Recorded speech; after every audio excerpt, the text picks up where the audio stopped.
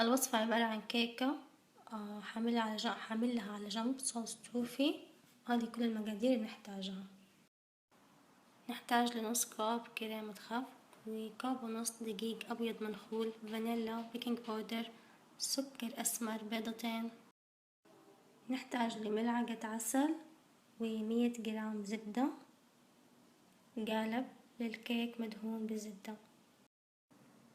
زي ما هو معروف في كل كيكة لازم تكون مقادير الكيكة بحرارة المطبخ والأدوات المستخدمة شافة. أول خطوة هي خفق الزبدة مع السكر البني لحد ما يتحول قوامها كريمي.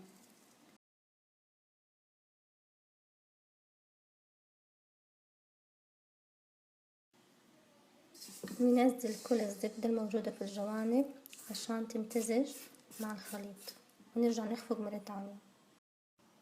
بعد ما صار قوامها كريمي بهذا الشكل، عندي هنا بيض مع فانيلا وشوية خل أبيض عشان زفرة البيض، راح أضيفهم.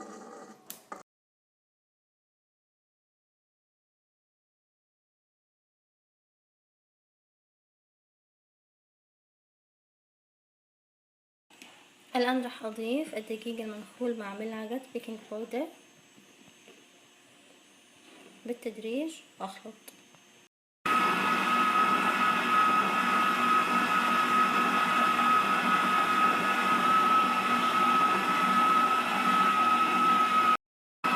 آخر حاجة هضيف كريمة الخفق، ممكن تستبدلوها بحليب سائل، أهم شي ما يكون بارد. عادة في الكيك بعد إضافة الدقيق أبدا ما نبالغ في الخفق في المراحل الأخيرة، نكتفي بأنه نمتزج الخليط مع بعض ونكمل بالإسباتولا. الآن راح أنقل خليط الكيك لصينية الخبز مدهونة بزبدة زي ما قلت لكم، ويكون الفرن مشغل من قبل على حرارة 350.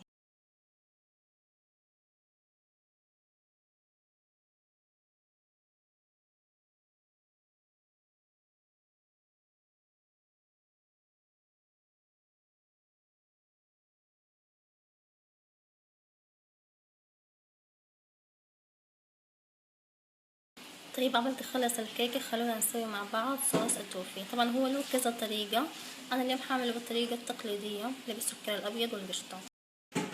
في طريقة تانية وسهلة اللي هي بالسكر البني، ندوبه مع الزبدة ونضيف له كريمة خفق سايلة وحيتحول عندنا صوص كريمة. أول حاجة حضيف السكر الأبيض وأضيف له مقدار الموية وأخليه لحد ما يتكرمل.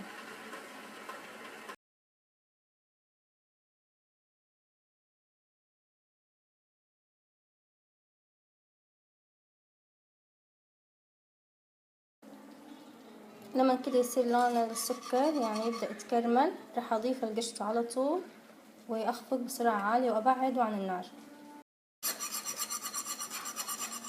بعد ما ضفت القشطة مستمرة ما زلت في التقليب عشان لا يتكلكع معايا.